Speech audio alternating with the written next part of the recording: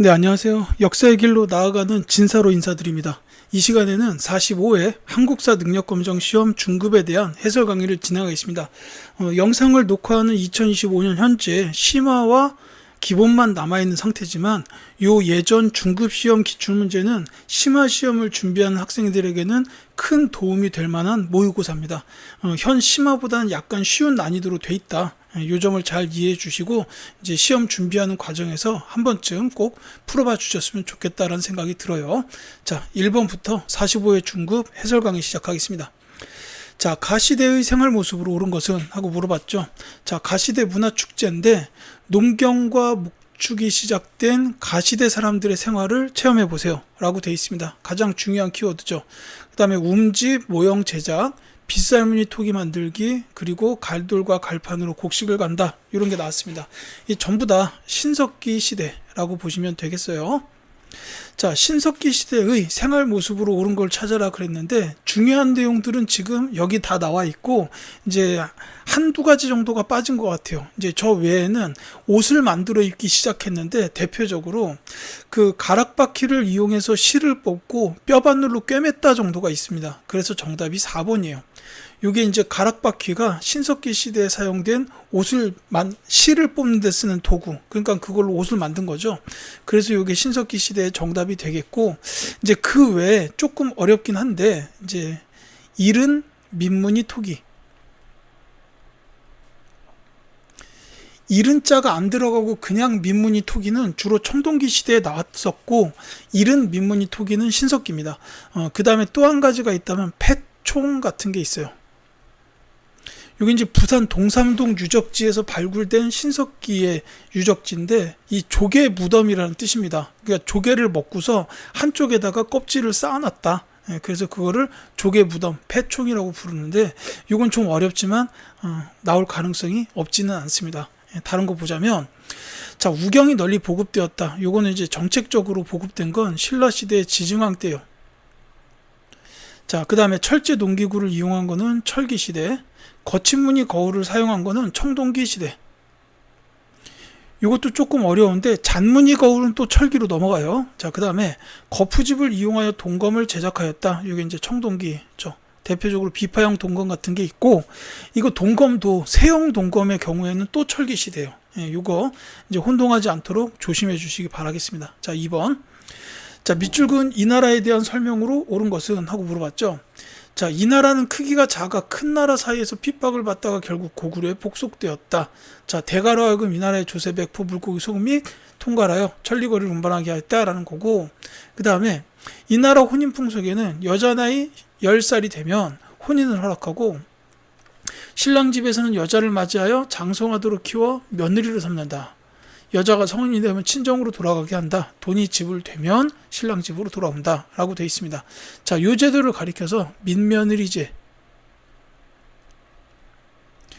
사실 이제 이 첫 번째 본문을 통해서 알기는 조금 어려워요. 고구려에 복속된 나라가 고구려 주위에 여러 나라가 있었기 때문인데, 이제 두 번째 본문의 내용을 보면은 이거는 민며느리제에 대한 설명이고, 요거는 이제 해당되는 나라가 옥저, 이렇게 정해져 있죠. 그래서 밑줄근 이 나라는 바로 옥저가 되겠습니다. 자, 따라서 옥저에 대한 설명을 찾아주면 되겠는데요. 이 옥저에 대해서는 또 하나의 풍습이 있다면은 가족 공동묘 혹은 골장제라고 하는 풍습이 있습니다. 이게 그 가족 중에 한 사람이 죽으면은 이제 감회장을 했다가 나중에 이제 모든 가족들이 다 이렇게 돌아가시게 되면은 그 가족들의 유골만 모아가지고 한목각에 안치하는 풍습이 있었어요. 그래서 이 5번이 정답인데, 이게 가족의 무덤을 모아뒀다 해가지고 가족 공동묘 이렇게 부르기도 하고, 그 다음에 뼈를 묻는다라는 뜻으로 골장제라고도 불러요. 자, 이렇게 보시면 되겠고, 영구라는 제천 행사를 거행하였다 부여입니다. 화백회의에서 중요한 일을 결정한 것은 신라, 여러 가들의 사출도 주관도 역시 부여, 그 다음에 범금 8조를 만든 나라는 바로 고조선이겠죠. 자, 다음 3번 가겠습니다. 자, 밑줄근 이 국가에 대한 설명으로 옳은 것은? 하고 물어봤습니다. 자, 문자를 새기지 않은 묘표석 2점이 전라북도 익산의 소왕릉 발굴 현장에서 출토되었습니다. 소왕릉은 인근의 대왕릉과 함께 쌍릉으로 불리는데 미륵사지 석탑과 함께 이 국가가 익산 지역에 남긴 대표적인 문화유산이다라고 나왔어요. 자, 여기서 제가 밑줄 그은 부분에서 충분히 알 수 있는 내용들이 있습니다. 미륵사지 석탑 나왔고요. 익산 지역의 문화유산을 남겼다라는 데서부터 이 나라를 알 수가 있죠. 여기는 백제입니다. 특히 왕으로 따지자면은 무왕 시대쯤으로 보는 게 맞을 거예요. 이 백제의 무왕이 특히나 그 익산 지역의 발전을 위해서 요 익산 금마저 요 지역과 밀접한 연관이 있어요. 이제 미륵사를 창건했고 거기에 석탑을 세웠어요. 그리고 이제 또 하나의 수도처럼 만들려는 그런 도시 계획을 시행했던 지역으로 이렇게 알려져 있습니다. 그래서 이게 현재는 그 왕궁리 지역이에요. 이제 무왕이 이렇게 이제 궁을 짓고 했던 것 때문에 이 지역의 이름이 현재도 왕궁리입니다. 이제 왕궁리 지역 가보시면은 요 관련된 것들을 볼 수 있습니다. 자, 백제에 대한 설명으로 옳은 걸 찾아라 그랬는데 선지 금방 답이 나오죠. 22담로를 설치하였다. 요 22담로가 백제의 지방행정구역 제도라고 보면 되겠습니다. 특히 여기에서 무령왕은 요 22담로에다가 왕족을 파견했다라는 것도 있죠. 요거는 왕권 강화의 한 정책이라고 보시면 되겠습니다. 자, 동북 구성을 축조하였다. 이게 고려시대인데 요거는 상대 국가도 기억하셔야 돼요. 여진족을 상대한 정책 중 하나입니다. 상수리 제도를 실시한 거는 신라시대, 안시성 정토에서 승리한 거는 고구려시대고 특히 요거는 연개소문이 집권하던 시기예요. 이제 이보다 조금 앞에 연개소문이 정변을 일으켜서 영령을 시해하고 보장왕을 왕위에 올렸는데 이제 이 시기 맞물려 가지고 당나라가 계속해서 고구려를 노리던 참이었어요. 그래서 쳐들어와 가지고 이제 안시성 전투에서 연개소문의 총지휘 하에 안시성주의 활약을 통해 이제 승리하게 됐다라는 거죠. 이때 당태종이 친정으로 왔다가 꽁지가 빠지라고 도망갔습니다. 자, 그다음에 전성기의 해동성국이라 불렸던 나라는 바로 발해. 이렇게 보시면 되겠죠. 자, 4번. 가왕의 정책으로 옳은 것은 보겠습니다. 자, 신라 24대 왕인데 화랑도를 국가적 조직으로 개편하였다라는 거 중요하죠. 황룡사를 창건하였다. 자, 요 황룡사를 창건했다. 요거는 이 왕 먼저 말씀을 드릴게요. 진흥왕인데요. 그러니까 황룡사를 창건한 건 진흥왕입니다. 다만 여기 황룡사의 9층 목탑 이게 또 세워졌는데 요거는 자장의 건의에 의해서 이분 이름도 중요하고 선덕 여왕 시기에 건립이 됐어요. 이렇게 봐주면 좋겠습니다. 그러니까 황룡사의 창건은 진흥왕, 그 다음에 그 9층 목탑이 설립된 거는 선덕 여왕 시대다라고 이렇게 보시면 되겠습니다. 자, 어쨌든 4번 문제는 가왕, 즉 진흥왕의 정책으로 옳은 걸 찾으라 라는 문제가 되겠습니다. 자, 이 진흥왕 시기에 여러 가지 일이 있었어요. 뭐 이렇게 한강 유역을 이제 완전히 장악했다. 뭐 이런 것도 있고, 그 다음에 또 한 가지의 영토 활동으로 그 가야 연맹이 완전히 끝납니다. 그게 대가의 정복이죠. 그래서 정답은 1번이에요. 대가야를 정복하였다. 이게 이제 진흥왕 시기고, 자, 천리장성을 축조하였다. 이건 이제 고구려. 이제 요 연개소문이 천리장성 축조의 총 감독 역할을 했고 여기서 이제 역할을 잘하면서 자기 세력들을 많이 키워서 나중에 정변을 일으키게 됐죠. 이게 이제 왕으로 따지자면은 영유왕 요 시기라고 보면 되겠고, 자, 구조 오소경을 설치하였다. 이거는 이제 통일신라 초기 왕권 강화의 왕, 즉 신문왕이고요. 독서 삼품과를 실시하였다. 이거 원성왕입니다. 그리고 김운돌의 난을 진압한 것도 역시 신문왕이죠. 자, 5번 가겠습니다. 밑줄 그은 이 국가의 문화유산으로 옳은 것은 하고 물어봤습니다. 자, 박물관에서 금영총 발굴조사에 대한 성과를 공개하는데 금영총은 이 국가의 왕실묘역으로 알려진 경주 대릉원 일원에 천마총, 미추, 왕릉 등과 함께 위치해 있습니다. 라고 돼 있어요. 자, 경주라는 데서 금방 알 수 있고 천마총은 자주 보이죠. 자, 바로 신라입니다. 자, 그러니까 요거는 신라의 문화유산을 찾아주라 라는 문제라고 보시면 되겠습니다. 뭐 이건 보면 바로 나와야 됩니다. 예. 이제 하나하나 말씀을 드릴게요. 자, 이 금동대학로는 백제의 대표적인 문화유산이에요. 저기 사비 현 부여 지역에 능산리 절터에서 출토가 됐는데, 이게 이제 불교와 도교의 그 양식들이 다 혼합이 돼 있는 그런 엄청 멋있습니다. 자, 이 금동대학로 하나를 보려고 부여박물관만 2번을 갔다 그랬죠. 자, 분황사 모전석탑, 요게 신라입니다. 선덕여왕식이 근처로 이제 알려져 있고, 이 모전석탑이라는 건 전탑을 모방했다. 즉 돌을 깎아서 벽돌로 만든 다음에 그걸 이제 쌓아 올린 거예요. 이제 벽돌탑이 전탑인데 그거를 모방했다 이거죠. 자, 그 다음에 청자 참외 모양 병, 요거는 이제 고려의 순청자라고 보시면 되겠어요. 이제 요 이후에 그 상감 기법의 청자도 나옵니다. 근데 이제 요때는 그런 기법은 쓰지 않았고, 그래서 순청자라고 보통은 구분해서 불러요. 이제 고려 시대입니다. 그 다음에 석촌동 구분군, 이건 이제 서울 사시면 한번 꼭 가보실만 합니다. 이게 지금 그러니까 말 그대로 석촌동, 서울 그 잠실 그 송파구 지역 쪽에 있는데, 여기가 이제 백제 왕들의 무덤으로 이렇게 알려져 있습니다만, 이제 여기 내부는 다 도굴이 돼가지고 누가 누구의 무덤인지는 정확히 알려져 있지는 않아요. 다만 여기 가보면 혼자서 굉장히 큰 무덤이 하나 있는데, 아마도 이게 근초고 왕의 무덤이 아닐까 이렇게 추정은 하고 있습니다. 이렇게 보시면 되겠고, 이것도 백제죠. 그러니까. 자, 그 다음에 수산리 고분벽화, 요거는 이제 고구려의 대표적인 벽화 중 하나다. 이렇게 보시면 되겠습니다. 자, 6번 가겠습니다. 가에 들어갈 제도로 옳은 것은, 자, 고구려에서 시행을 했대요. 그 다음에 호라비, 과부, 고아, 홀로 사는 노인, 늙고 병든 사람, 가난한 사람 등 스스로 살아갈 수 없는 사람들에게 매년 늦은 봄부터 빌려주고 이른 겨울에 갚게 한 제도라고 돼 있죠. 그러니까 이제 고구려에서 시행된 곡식을 빌려줬다가 갚게 한 제도라는 겁니다. 요걸 가리켜서 이제 우리 최초의 그 빈민구율제도인 진대법이죠. 자, 2번이 정답입니다. 요건 이제 왕으로 보자면은 고국천왕식이, 고국천왕식이고, 그 다음에 요 재상 을파소 간혹 같이 나오기 때문에 요 이름도 같이 좀 봐두셨으면 좋겠어요. 자, 이 골품제는 신라의 신분 제도였죠. 성골과 진골, 뭐 6두품부터 5두품, 4두품 이렇게 이제 골과 품을 나눴던 신분 제도고, 이제 뭐 관리의 직책, 그 한계선이나 아니면은 그 생활 양식까지 규제를 했던 그런 제도입니다. 그 다음에 이 직전법의 경우에는 세조 시기에 시행이 됐죠. 조선 세조 시기.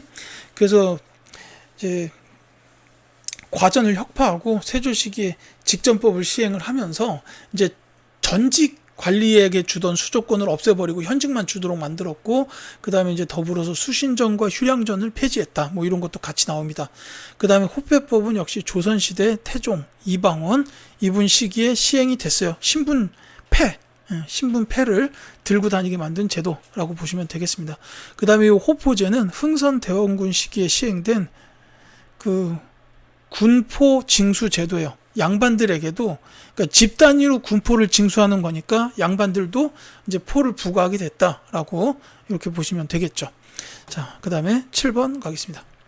가나 사이의 시기에 있었던 사실로 옳은 것은 하고 물었어요. 자, 영락 10년 왕이 보병과 기병도합 5만 명을 보내어 신라를 구원하게 했대요. 자, 고구려군이 남거성을 거쳐서 신라성에 이르니 외적이 가득했는데 도착하니까 외적이 퇴각하였다라고 되어 있습니다. 자, 여기서 영락이라는 데서도 알 수 있고요. 그 다음에 신라를 구원하게 했다, 외적이 가득했다라는 거죠. 그러니까 요거는 고구려에서 신라에 침입한 외를 격퇴한 거예요.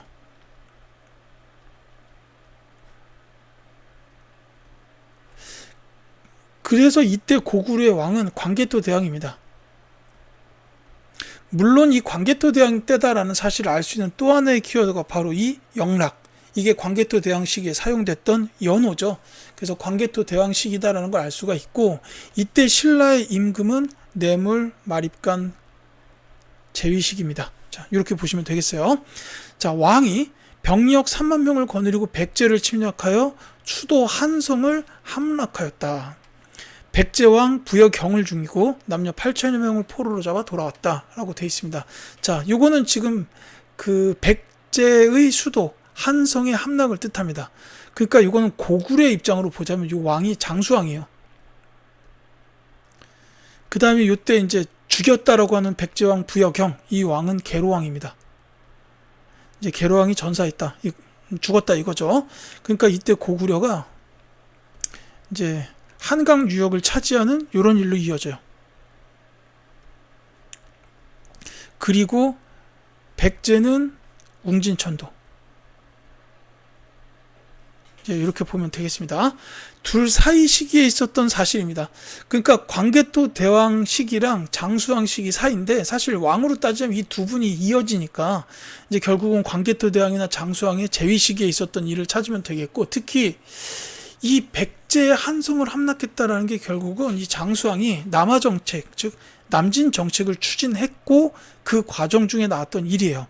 그렇기 때문에 이 남진 정책의 추진과 이제 관련된 내용이 이제 선지에 있습니다. 그게 3번인데, 고구려가 평양으로 천도하였다. 이게 이제 남진 정책을 시행한 거예요. 장수왕 때입니다. 그래서 장수왕이 이렇게 수도를 국내성에서 평양으로 남쪽으로 더 내려와서 수도를 옮겼다는 얘기는 여기를 고구려의 중심지로 만들겠다는 의지잖아요. 그래서 결국은 남쪽으로 더 내려가겠다는 뜻이죠. 그러니까 이 사실을 잘 아는 백제와 신라가 이제 요 시행을 보고서 나제 동맹을 결성했어요. 그러니까 저 백제가 한성이 함락되던 시기에 나제 동맹이 결성되어 있던 때입니다. 그럼에도 불구하고 한성이 함락되니까 백제와 신라가 우리가 더 끈끈해져야 된다라고 해가지고 그 다음 시기에 그 동성왕이랑 소지마립간 제위 시기에 그 결혼 동맹까지 결성하게 됐다. 뭐 이렇게 나중에 이어져요. 그리고 요 신라의 침입한 외를 격퇴했다 요 사건 때문에 금강 가야가 여기 얻어맞고 쇠퇴하게 되고, 후기 가야 연맹이 그 대가야 쪽으로 이렇게 이제 중심이 이동하는 그런 계기가 되기도 합니다. 이 흐름 잘 기억해 두시기 바라고요. 자, 신라가 우상국을 정벌하 했다. 이건 6세기입니다. 지증왕이에요. 지금 여기 나온 건 전부 5세기이기 때문에 이거는 이제 그 뒤에 일이라고 보시면 되겠죠. 금관가야를 병합하였다. 이거 버풍왕입니다. 백제가 국호를 남부여로 변경한 거는 백제의 성왕시기죠. 사비로 천도도 했고 남부여로 변경됐습니다. 고구려가 전진으로부터 불교를 수용하였다. 이건 고려 최고의 개혁군주 시기, 즉 소수림 왕의 재위 시기에 있었던 일이에요. 율령, 불교, 태학 같이 다 기억해 주시기 바라겠습니다. 자, 8번 갈게요. 자, 가 다를 일어난 순서대로 옳게 나열한 것은? 하고 물어봤습니다. 자, 신라의 삼국통일 과정인데, 자, 황산벌에서 신라의 군대가 백제 결사대와 전투를 벌였다. 이게 이제 황산벌이기 때문에 이때 백제 결사대는 계백 장군이 지휘를 했죠. 물론 여기서 신라의 김유신 부대가 승리를 하면서 백제의 사비성이 함락되고 결국 백제가 멸망하게 됩니다. 자, 그 다음에 나당 연합군이 고구려의 평양성을 함락하였다. 이건 이제 고구려 멸망이죠. 자, 그 다음에 매소성과 기벌포에서 신라의 군대가 당의 군대를 격퇴하였다라고 되어 있습니다. 이게 나당 전쟁인데, 이게 이제 흐름으로만 간단히 말씀을 드리자면은 백제 멸망, 그 다음에 고구려 멸망, 그 다음에 나당 전쟁, 그리고 이제 여기서 승리하면서 삼국통일, 이렇게 이루어졌다는 겁니다. 그 다음에 이제 백제 멸망 직후에 바로 백제의 부흥운동이 따라 붙어요. 부흥운동, 복신이나 도침, 뭐 이 주류성에서 항전하셨고, 흑지상지, 임존성에서 항전했다. 그리고 이제 백강 전투로 이어지죠. 이 부흥운동이 바로 이어지고, 역시 고구려 멸망 직후에도 고구려 부흥운동이 이어집니다. 고현모 장군의 활약이나 그 다음에 건모잠과 안승, 그 보덕국, 이런 게 이제 이때 키워드라고 보시면 되겠죠. 백제 멸망, 백제 부흥, 고구려 멸망, 고구려 부흥, 나당 전쟁, 삼국통일, 이렇게 이어진다고 보면 되겠습니다. 자, 그래서 지금 가가 백제의 멸망과 관련이 되고, 나는 고구려의 멸망, 그 다음에 다는 나당 전쟁이죠. 가나 다 나온 순서 그대로겠습니다. 1번이 정답이 되겠죠. 자, 9번 가겠습니다. 다음 자료를 활용한 탐구 주제로 가장 적절한 것은 했는데, 바로 앞문제에서 제가 말씀드렸던 그 내용이 그대로 나왔습니다. 자, 흑치상지가 흩어진 무리들을 모으니 열흘 사이 따르는 자가 3만 명이었다라는 거고, 자, 소정방 공격을 흑치상지가 막아내 승리하고 200여 성을 되찾으니 이길 수 없었다. 그 다음에 복신과 승려 도침이 옛 왕자인 부여풍을 맞이하여 왕으로 세우고 웅진성에서 머물던 유인원을 포위하였다라고 되어 있습니다. 자, 제가 앞서서 이제 신라의 삼국통일 과정을 말씀을 드리면서 나왔던 내용, 바로 백제의 부흥운동 관련 내용입니다. 따라서 정답은 3번이 되겠죠. 자, 다른 거 볼게요. 자, 발해의 멸망 원인. 요 발해는 멸망 전에 백두산 폭발 전후로 해가지고 있었다라고 알려져 있지만 그게 직접적인 원인인 것 같지는 않고요. 발해 멸망의 직접적인 원인은 두 가지 정도로 보시면 됩니다. 그러니까 내부의 분열, 그러니까 지배층끼리의 분열이 있었고 그게 첫째고, 두 번째는 그 과정에서 거란의 침략을 받았어요. 그래서 이 거란의 침략을 받자마자 거의 보름 만에 발해가 멸망했다, 이렇게 너무 순식간에 멸망한 게 좀 안타깝죠. 자, 그 다음에 이제 고구려의 영토 확장, 요거는 이제 광개토 대왕과 장수왕 시기에 크게 이루어졌고, 그 전후에 없었던 건 아니에요. 그러니까 그 전에 미천왕 같은 분들도 낭랑, 대방, 서한평 이런 거 이제 병합시키고 영토 확장 활동 많이 하셨죠. 이제 그런 게 거기에 관련이 될 거고, 그 다음에 신라의 불교 공인 과정, 요거는 법흥왕 시기예요. 그 다음에 반드시 봐야 되는 게 2차돈의 순교를 봐야 될 겁니다. 이거 탐구하려면 2차돈 순교 관련된 과정을 찾아봐야 돼요. 자, 전기 가야 연맹의 해체 배경, 이건 제가 아까 말씀드렸듯이 고구려가